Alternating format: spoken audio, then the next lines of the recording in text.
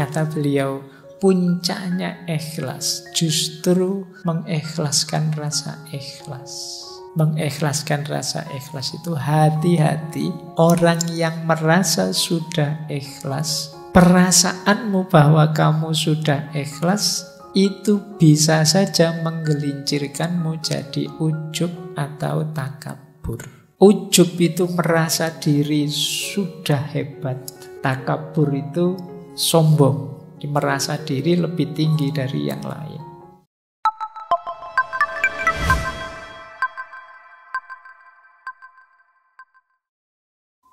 Baik, kita lanjutkan. Ada tips dari Syekh Ibnu Athaillah As-Sakandari. Karena tadi ada hubungannya dengan riya, Syekh Ibnu Athaillah menyarankan strategi uzlah. Namanya khumul. Khumul itu menyembunyikan diri, mengubur diri. Itu khumul. Makanya mungkin ini istilah ini diserap oleh bahasa Jawa jadi kemul. Kemul itu selimut. Kalau kita pakai selimut kan tidak kelihatan. Kata saya Ibnu Athaillah, itfan wujudaka fi ardil khumuli fama nabata mimma lam yudfan lam yatimmu nata ijuhu. Sembunyikan wujudmu pada tanah yang tidak dikenal. Sebab sesuatu yang tumbuh dari biji yang tidak ditanam tak akan berbuah sempurna. Kalau kesusu ingin tampil, kesusu ingin kelihatan, ya kita tidak akan tumbuh. Untuk bisa tumbuh, kita harus masuk dulu tidak kelihatan. Nah, ikhlas juga begitu. Ayo kita latihan ikhlas dulu, jangan kesusu pamer dulu. Jangan kesusu ingin dikenal, ingin tampil, ingin terkenal dulu. Ayo menyempurnakan diri dulu. Ayo melatih diri dulu sampai di level ikhlas yang kita tidak lagi punya pamrih duniawi, target-target yang tidak penting selain Allah. Kalau sudah mampu ikhlas, saatnya kita kelihatan. Pasti akan kelihatan. Maka strateginya menurut saya Ibnu Athaillah khumul. Jangan kesusu pamer, fokus saja pada perbaikan diri sampai ke level ikhlas. Jadi strategi pertama ini. Strategi kedua, di sini kita baru ketemu mahabbah. Untuk bisa ikhlas, hubungan kita dengan Allah, ayo kita tingkatkan ke level mahabbah. Tidak sekedar level formalitas, kewajiban, apalagi keterpaksaan.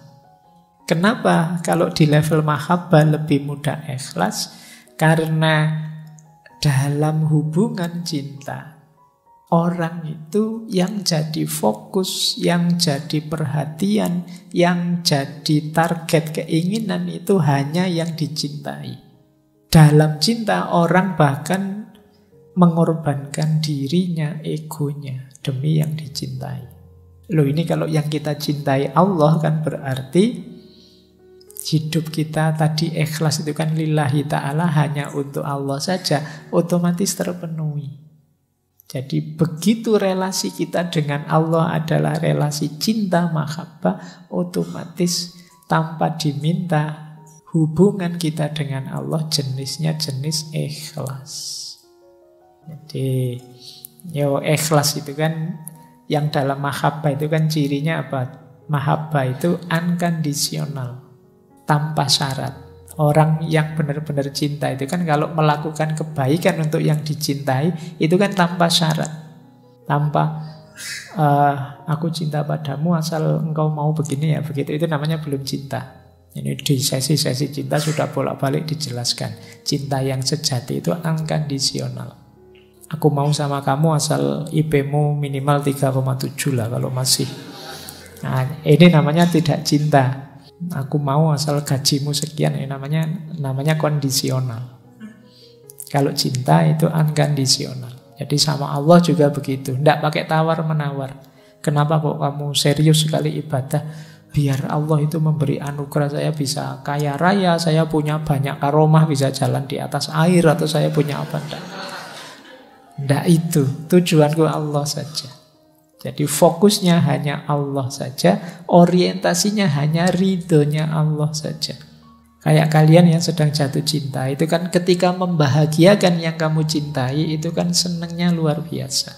Ya tidak harus pacarmu, orang tuamu pun yang sangat kamu cintai, kalau kamu bisa membahagiakan mereka, itu kan senangnya luar biasa. Maka cintailah Allah, otomatis hubunganmu dengan Allah berubah jadi hubungan ikhlas tadi, hubungan yang bersih, jernih. Tidak ada yang lain selain Allah saja. Nah, ini strategi kedua. Yang pertama tadi humul, yang kedua mahabbah. Ada tips dari Imam Ghazali untuk meningkatkan mahabbah kita menuju mahabbahnya Allah, cinta pada Allah. Jadi ini kalau bahasa saya teori dari mahabbah menuju ikhlas. Kata Imam Ghazali, ayo dipikir pelan-pelan ya. Orang itu sebenarnya secara alamiah itu harusnya mencintai Allah. Nah ini rutenya ini. Yang pertama apa? Orang itu biasanya muhibbun li nafsihi, cinta pada dirinya. Ini yang disebut ego tadi. Jadi ingin menyenangkan dirinya, itu muhib li nafsihi. Orang ini karena ingin menyenangkan dirinya, muhibbun li nafsihi, pada akhirnya muhibbun lil muhsin alladzi ahsana ilaihi. Dia juga sebagai efeknya apa? Cinta pada orang yang berbuat baik kepadanya. Orang yang menyenangkan dia, membahagiakan dia. Nah ini secara natural begitu. Orang itu secara alami cinta pada dirinya, berarti sebenarnya dia juga cinta pada orang lain yang membahagiakan dirinya. Nah itu muhsin alladzi ahsana ilaihi. Berarti apa? Sebenarnya kita itu punya fitrah al-muhib lil muhsin. Kita itu sebenarnya cinta pada orang baik. Jadi karena orang baiklah yang punya kemungkinan berbuat baik padaku. Siapapun itu orang baiknya. Nah, kalau naik lagi satu level sebenarnya dari orang baik. Kenapa sih kok kita cinta pada orang baik? Karena dalam diri orang baik ada kebaikan. Berarti apa? Sebenarnya kita itu mencintai kebaikan. Kalau kita mencintai kebaikan, kalau kita berpikir lagi lebih dalam, sebenarnya ada Sang Maha Baik, yaitu Allah. Di semua tadi pada ujungnya, kalau kita mau merenung agak dalam, sebenarnya cinta kita itu harusnya sudah tumbuh pada Allah. Hanya saja selama ini kita tidak pernah merenung sedalam itu. Nah, ini nanti bagian yang harus kalian ulang. Dengarkan lagi ya, bahwa manusia itu pertama-tama dia pasti ingin membahagiakan dirinya, cinta pada dirinya. Otomatis berarti dia juga akan cinta pada orang yang membahagiakan dirinya, bisa membahagiakan dirinya. Orang baik yang bisa membahagiakan dirinya. Berarti sebenarnya dia juga cinta pada orang baik. Siapapun orang baik, ini punya potensi berbuat baik pada dirinya. Sehingga siapapun orang baik perlu dicintai. Orang baik itu disebut orang baik sebenarnya karena ada kebaikan dalam dirinya. Berarti yang kita cintai sebenarnya adalah kebaikannya. Kalau kita cinta pada kebaikan, jangan lupa ada Sang Maha Baik, yaitu Allah. Jadi puncaknya cinta itu harusnya Allah. Kita mencintai apapun dengan alasan apapun itu kalau ditarik ujungnya pasti Allah. Anda, Bapak, saya tidak cinta kebaikan, yang saya cintai kecantikan, keindahan. Loh, emangnya yang maha cantik, maha indah siapa? Kalau bukan Allah. Tidak kok Pak, saya cinta kegagahan. Kalau cuma indah, cantik, saya tidak terlalu tertarik. Saya suka yang maco-maco, yang tidak terlalu. Iya, yang maha gagah siapa lagi kalau bukan Allah? Jadi cintamu pada apapun kalau kamu renungi sampai puncak, tetap ujungnya ya ketemu Allah. Jadi sebenarnya tidak ada alasan kalian tidak mencintai Allah. Berarti tidak ada alasan kalian itu melakukan apapun tidak secara ikhlas. Oke, saya lanjutkan. Nah, ini ada pendukung dan penghalang. Saya agak cepat ya waktunya. Ini real time sekarang. Kalau di rekamannya mungkin belum nyampe 1,5 jam karena kita mulainya agak telat. Nah, pendukungnya ikhlas itu tentu saja ilmu. Ini pasti. Tidak mungkin ikhlas bisa sempurna, utuh, utama tanpa kita paham apa itu ikhlas. Malam ini sedikit-sedikit kita belajar tentang ikhlas. Itu paling tidak kan kita sekarang tahu bagaimana cara kita ikhlas. Maka ilmu jadi kunci. Yang kedua sahabat. Ya tentu saja orang-orang sekitar kita mendukung. Kalau sekelilingmu orang-orang toksik semua, kamu tidak akan jauh-jauh dari situ. Cari teman yang enak. Jadi yang mendukung pertumbuhan jiwamu menuju keikhlasan. Yang ketiga, mujahadatun nafas, kemampuan memerangi diri, kemampuan mengendalikan diri. Semakin orang canggih mengendalikan dirinya, menguasai dirinya, semakin mudah nanti mengarahkan pada ideal-ideal hidup, termasuk keikhlasan. Yang keempat, jangan lupa isti'anatullah. Isti'anatullah itu kesadaran untuk minta pertolongan pada Allah. Jangan merasa sudah hebat, sudah bisa. Karena Allah lah yang membolak-balik hati kita.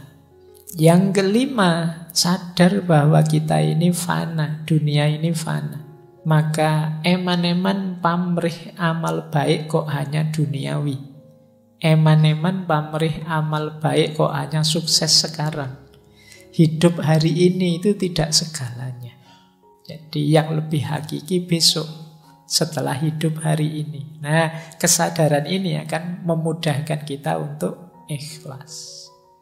Penghalangnya ikhlas tentu saja ada riya. Tadi dijelaskan ujub, merasa sombong, merasa besar. Takabur, sombong, hasud. Selama masih ada kedengkian pada siapapun, sulit kalian ikhlas. Karena orang hasud itu targetnya bukan Allah, tapi hancurnya orang yang dia benci. Ini hati-hati karena hasud itu kalian ingin orang yang kalian benci hancur, kalian tidak sadar sebenarnya engkau sendirilah yang hancur. Karena kedengkianmu. Kedengkian itu merusak dirimu. Makanya di surat Al-Falaq itu secara khusus kita diminta berdoa berlindung dari orang-orang yang hasud. Wa min syarri hasidin idza hasad. Karena orang hasud itu bisa melakukan apapun yang merusak, bahkan merusak dirinya sendiri tidak masalah, asal orang yang dia hasuti juga rusak. Nah, ini merusak keikhlasan. Peradaban hari ini kan antara lain diwarnai follower dan hater. Nah, boleh kamu tidak suka, boleh kamu tidak cocok, tidak setuju dengan sesuatu, tapi semoga tidak nyampe pada level hasud ini. Kebencianmu membuat cita-cita hidupmu hanya kehancuran yang kamu benci. Dan yang terakhir, munafik. Munafik ini orang yang antara ideal dan realitasnya tidak nyambung. Tentu saja tidak mungkin bisa ikhlas orang yang munafik. Jadi ini pendukung dan penghalangnya. Saya lanjutkan. Riya adalah bukti kita belum ikhlas. Nanti di kitab-kitab tentang ikhlas selalu dikaitkan dengan riya. Riya ini antitesisnya. Orang yang belum ikhlas berarti dia masih riya. Cirinya 4, kata Sayyidina Ali. Yang pertama apa?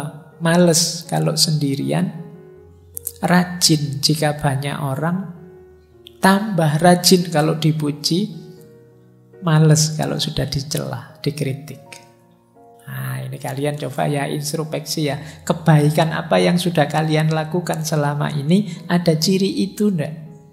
Kalau sendirian ogah-ogahan, begitu banyak orang kelihatan rajin. Kalau sholat sendiri 2 menit, kalau ngimami orang banyak bisa 8-10 menit.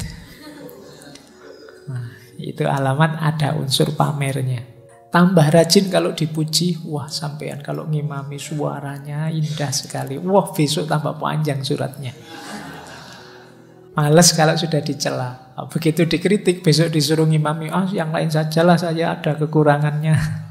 Nah itu coba hati-hati dengan riya. Itu penghalang besar dari ikhlas. Ada uraian bagus dari Syekh Izzuddin Abdus Salam. Ini saya agak cepat.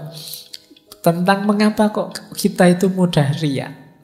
Kata Syekh Izzuddin, nafsu kita itu punya kesadaran bahwa semua manusia, apakah itu orang baik, orang tukang maksiat atau raja, itu kan menghormati, memuji, senang dengan orang soleh.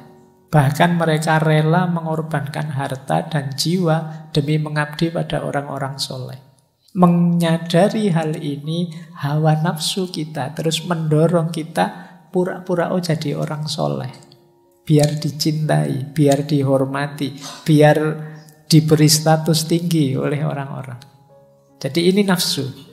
Jadi dengan kata lain, biar perkataan kita didengar, perintah kita dipatuhi, kesalahan kita dimaafkan, kita tidak dimusuhi, kita tidak disakiti. Ayo pura-pura jadi orang soleh.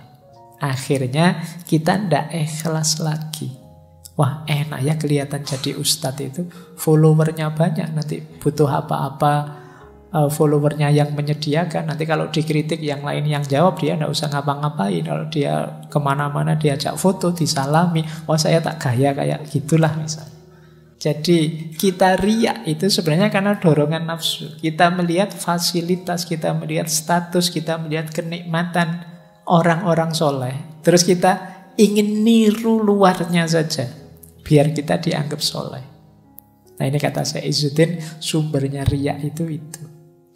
Kenapa sih kalau pas ngimami orang banyak kita terus suratnya panjang, biar kita dianggap orang yang hafalannya banyak, kita dianggap orang yang hafid yang luar biasa dan seterusnya.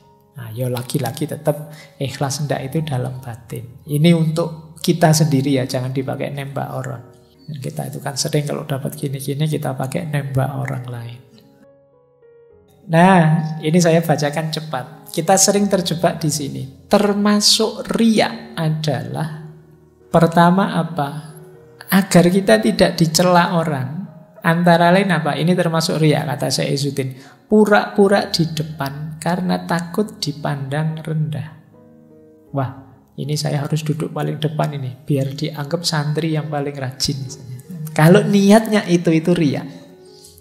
Jadi atau bersedekah karena takut dianggap pelit. Berperilaku seperti orang soleh karena khawatir dianggap orang biasa. Wah saya sotakonya tak beri yang banyak biar dianggap dermawan. Nah ini karena takut dianggap pelit. Termasuk riya kata Syekh Izzuddin, tidak berani bertanya karena takut dianggap bodoh.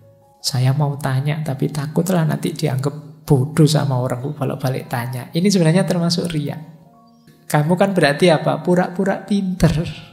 Padahal yo pingin tanya, wong ndak ngerti, disuruh tanya diam saja. Ini jenis riya juga. Atau kata Syekh Izzuddin, pemuka agama yang dapat pertanyaan sulit tentang satu masalah yang dia tidak tahu. Karena takut dianggap bodoh terus jawab sak bisanya sesukanya. Ini riya juga. Ya kalau memang tidak tahu ya jawab saja saya tidak tahu.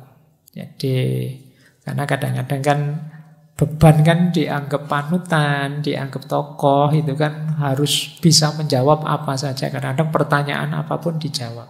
Harus kalau memang tidak tahu kita bilang tidak tahu. Dulu pernah kita mengkaji wisdomnya Imam Malik itu, karena Imam Malik itu kan pernah dari sekian puluh pertanyaan yang diajukan dijawab cuma 4.